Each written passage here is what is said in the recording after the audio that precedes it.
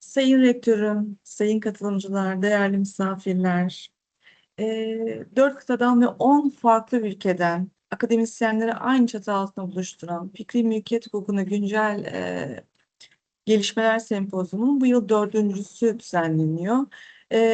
Balıkesir ev sahipliğinde düzenlenen bu sempozyumda verilen emek gerçekten çok büyük. Bu itibarla bana da bu sempozyumda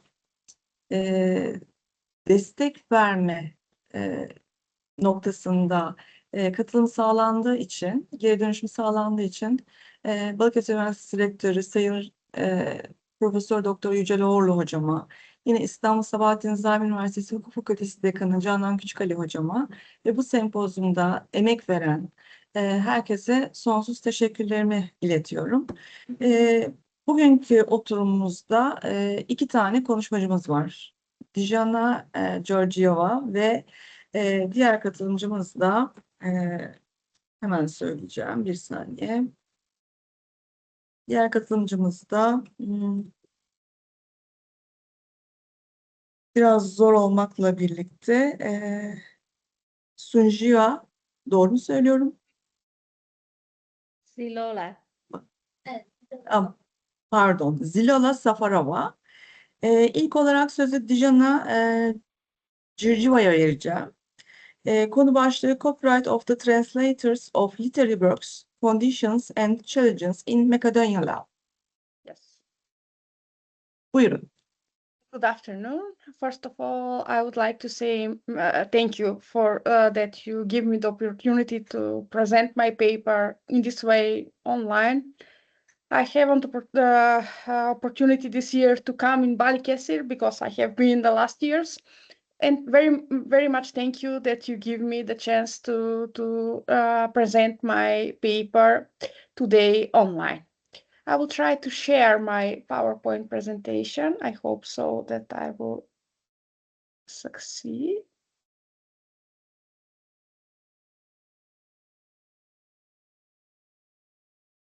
I will try it once more.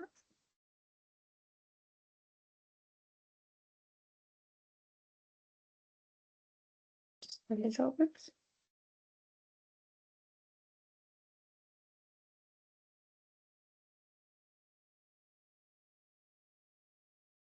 I will try once more. I have some technical problems, I think.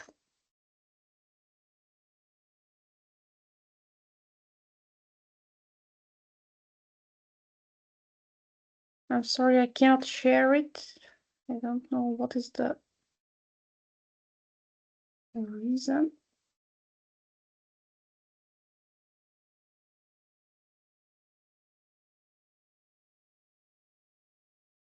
It's not working.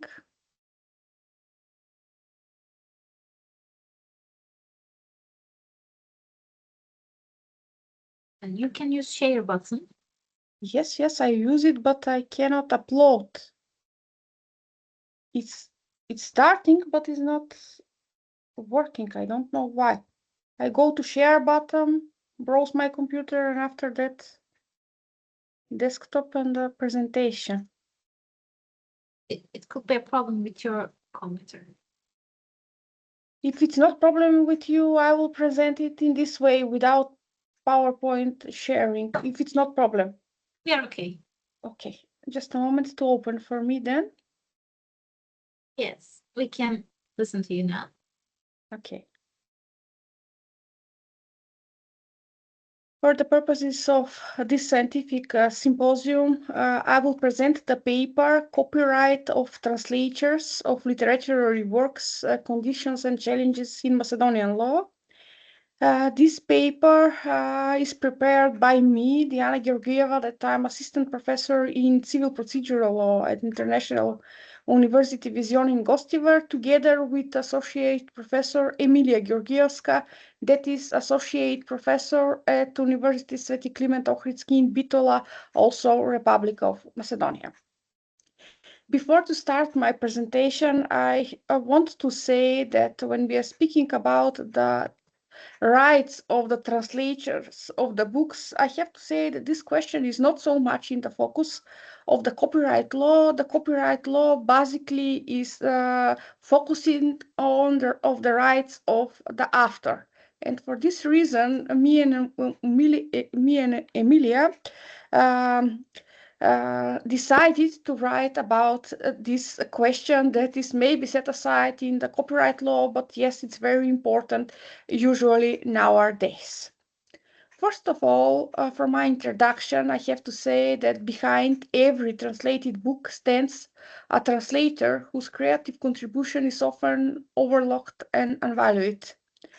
The first question to which I would like to answer is who owns the translation? The original author, the translator, or both? The answer of this question is connected with the translation of literary works that present one inherent paradox. From one side, a translation is dependent of pre-existing work and cannot exist independently of the original text. And from other side, it involves a significant degree of intellectual effort, creativity, and interpretation, which give it an element of originality.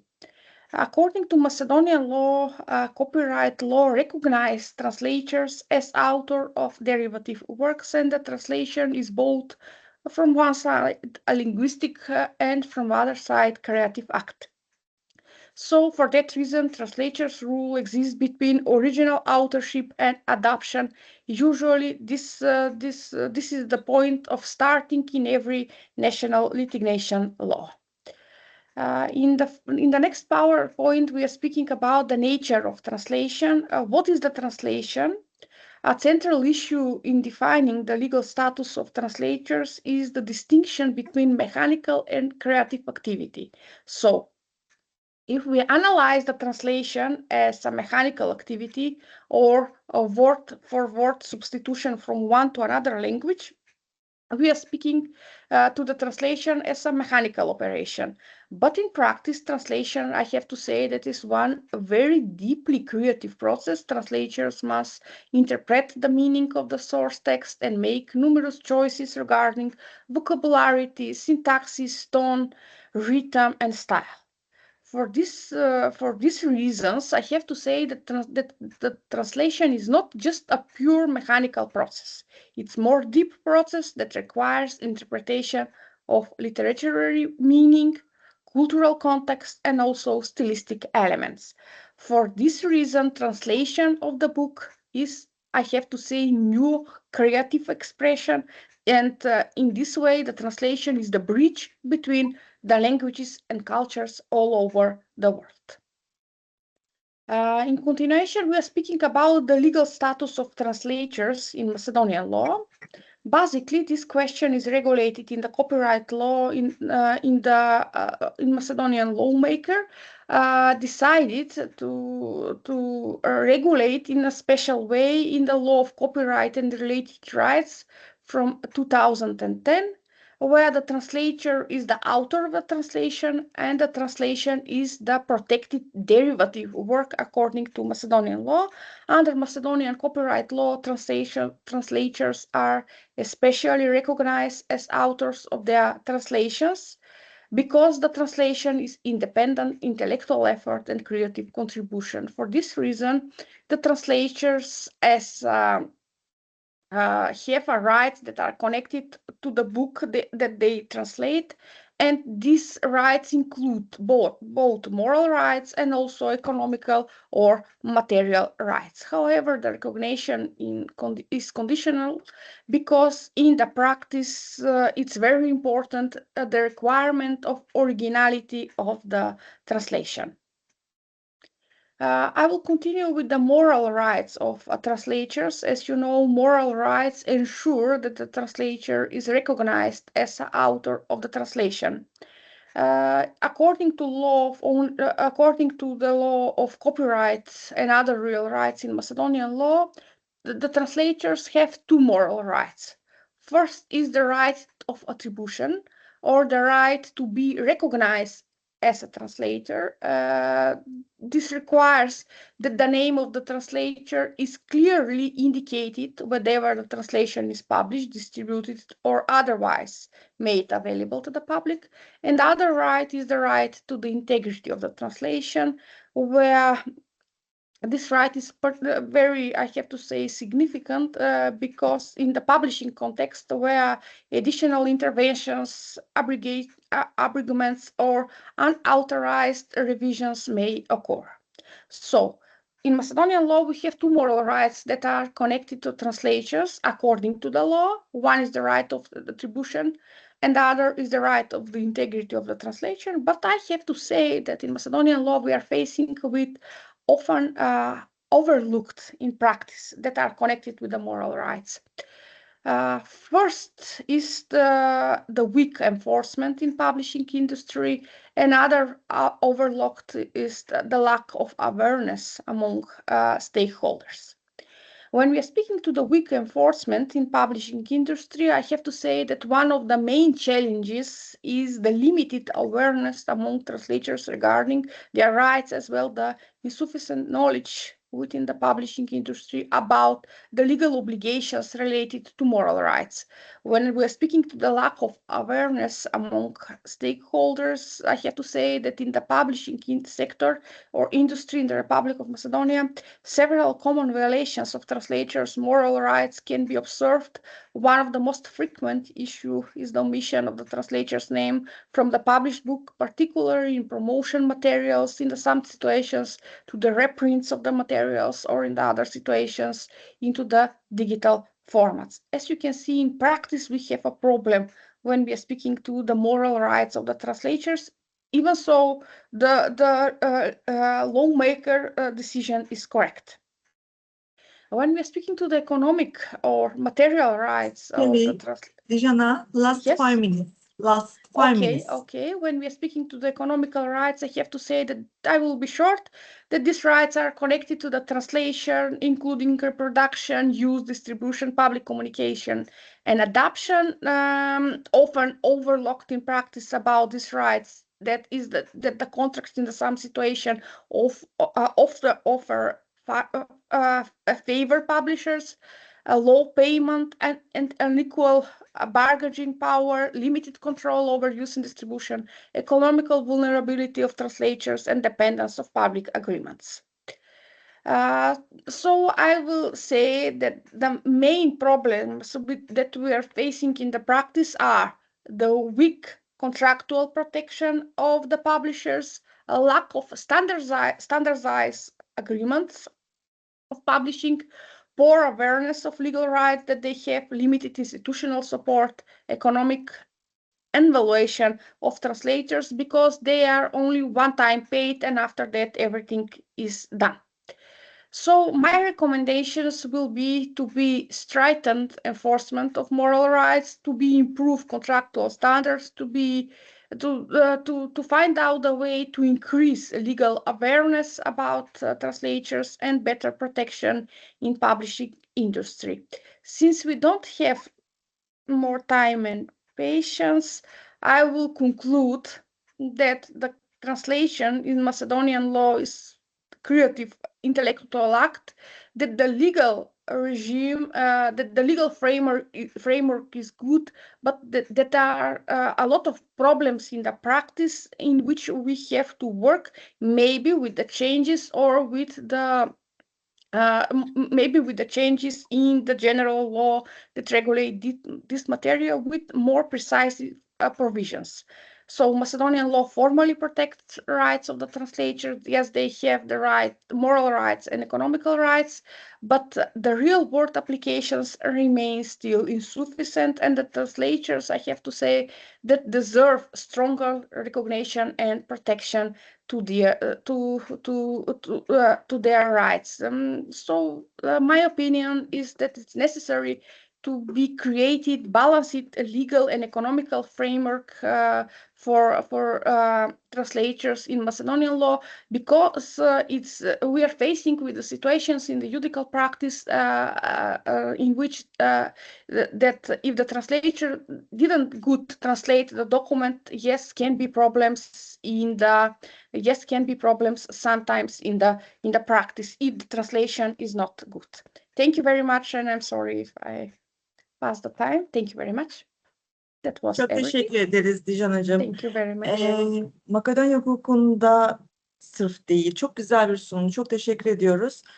Sadece Makedonya hukukunda değil, aslında tüm dünya hukuklarında çevirmenlerin telif hakkı konusu gerçekten yerini hala bir somut uyuşmazlık olarak da koruyor. Çok net anlattın, çok güzel altını çizdin. Çevirmenlerin hakları konusunda aslında uygulamadaki düzenlemelerin yetersiz kaldığını, dolayısıyla onların adil bir çevreye katkıda bulunmak adına da hem ulusal hem de küresel düzeyde daha fazla haklara kavuşması gerektiğinin altını çizdin. Çok teşekkür ediyoruz. Thank you very much. Sırada ikinci konuşmacımız var. Zilola Safarova. Onun da konusu Freedom of Creativity as a Fundamental Principle of Intellectual Property Rights and its Legal Protection in Özbekistan. Evet, dinliyoruz. Good afternoon. Thank you very much for giving me an opportunity to talk to today's symposium. I hope I'm audible. Can you hear me? Yes, we are hearing you. Okay. So, dear distinguished colleagues, first of all, I would like to express my great pleasure and honor to make a speech at this international symposium. And I was lucky in a previous year to participate offline. I have visited Istanbul in Zaim University, but unfortunately this year I am participating online. But thank you for hosting this symposium to Balıkesir University and organizing everything in a high level quality. So let me share my presentation. Okay.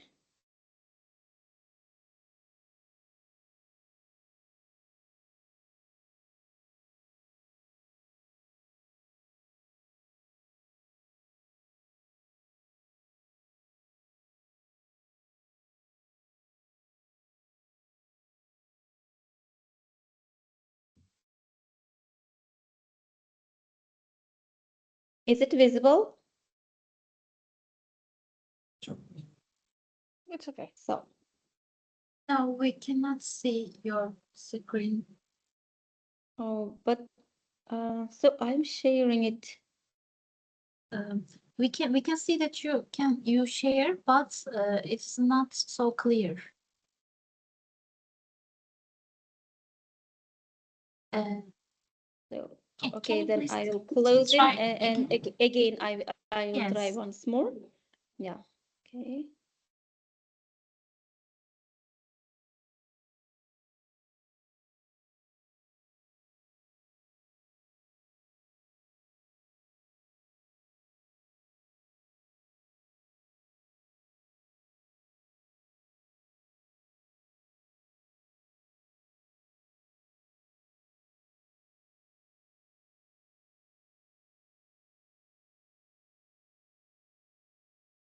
This time we Is it can okay see it now? clearly.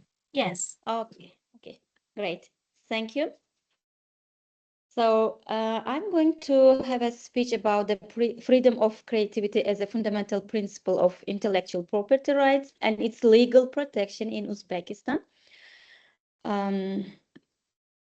So in today's speech, I'd like to talk about why do we need intellectual property and how is the condition in Uzbekistan.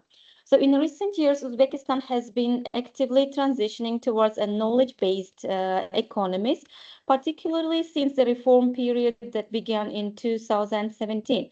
A key milestone was the adoption of the law on science and scientific activity in 2019, which established a legal framework for supporting research, innovation, and intellectual development. It's important to mention that in recent years, several laws related to the field have been introduced. For example, in 2004, law on protection of copyright and related rights was introduced.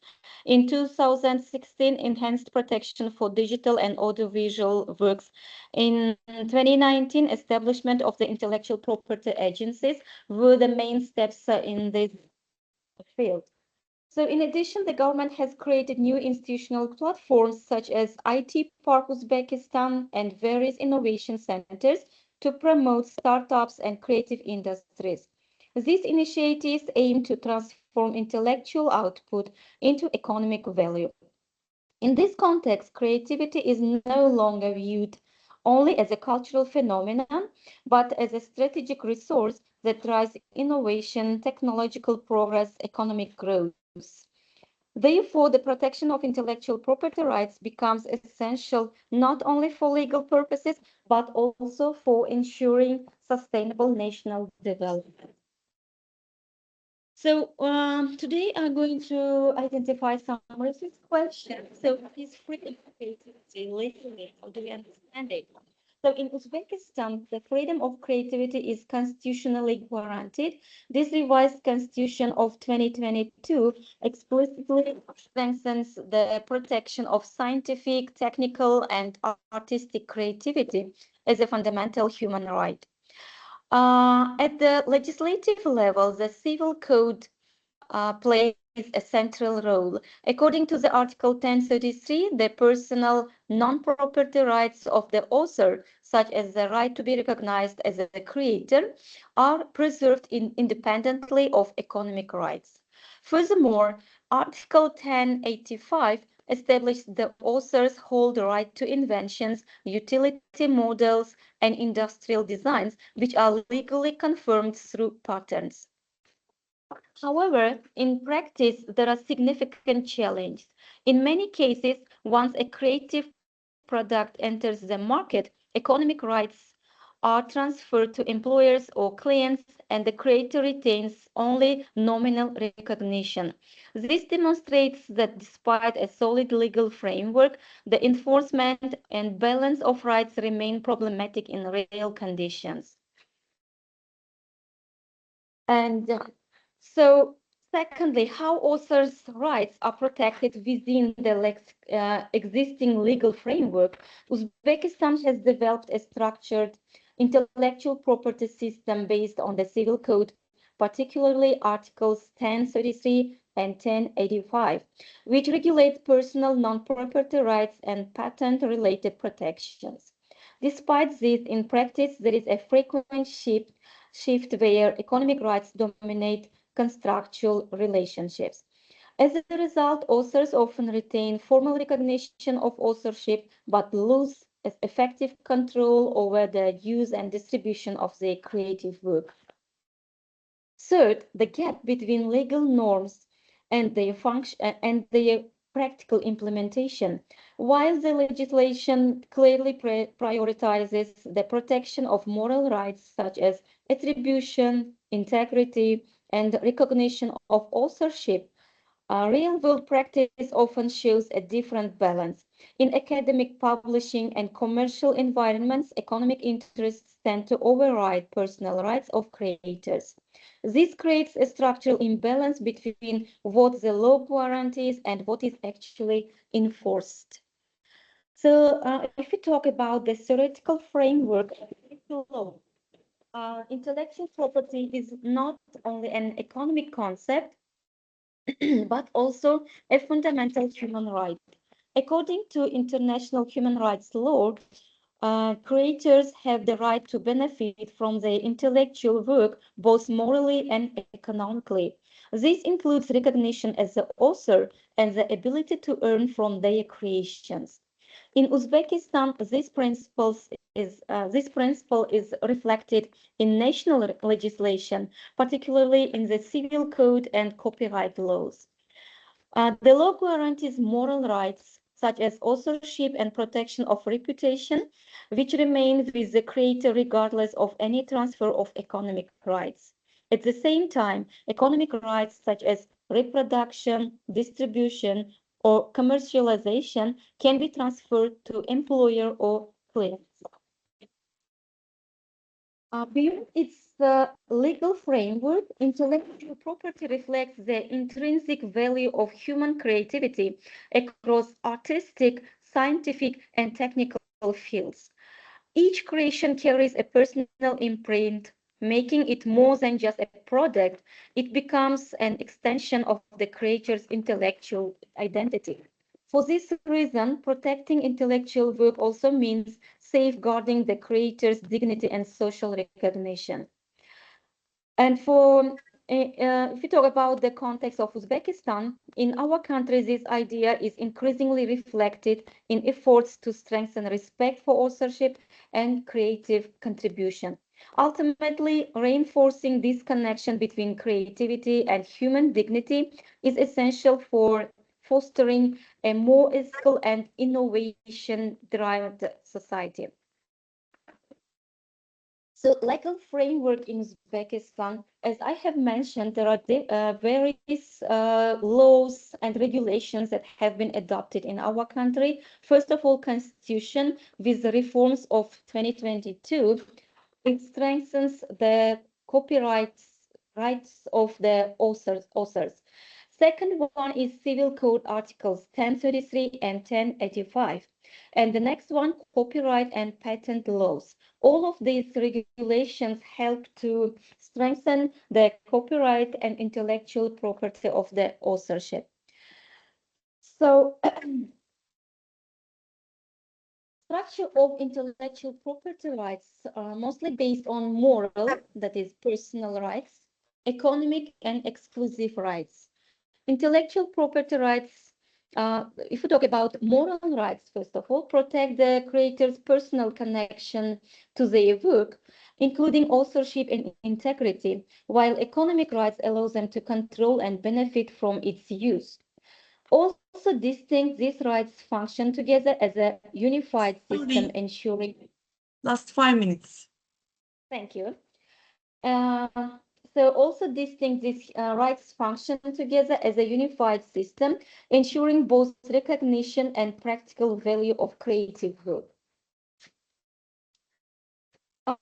If we see about discuss the problems that are frequently can be seen in the market economy related to this issue, the first thing is copyright violations.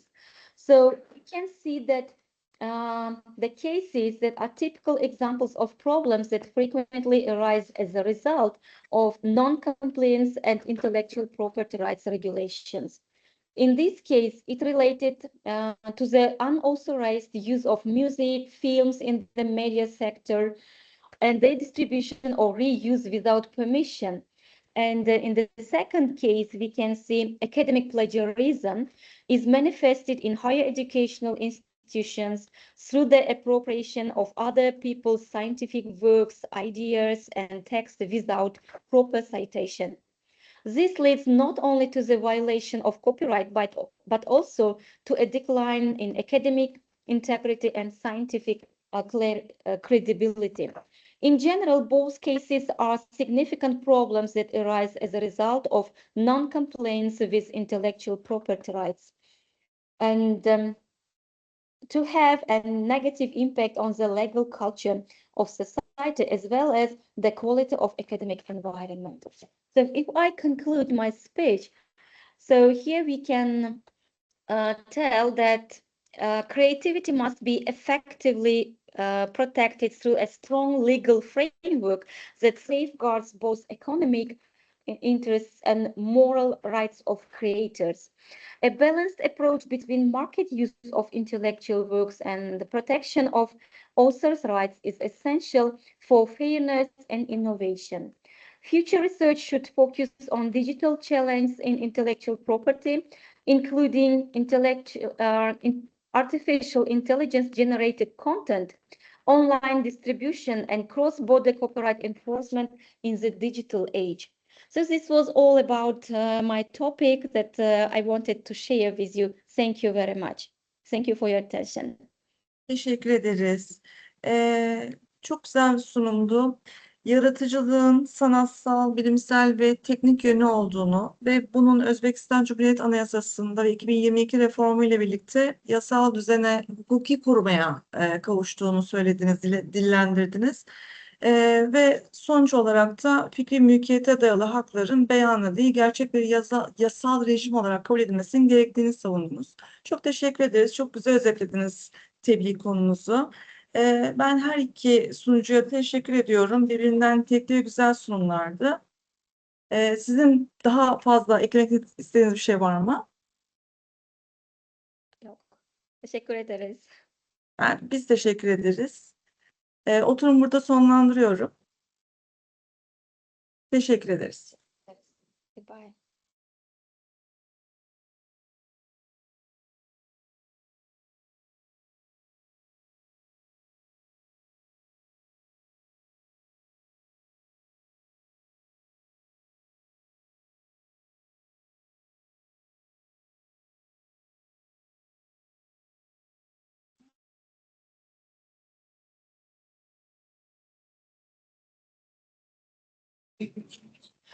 Hocam yeniden sizi görmek çok güzel. Evet.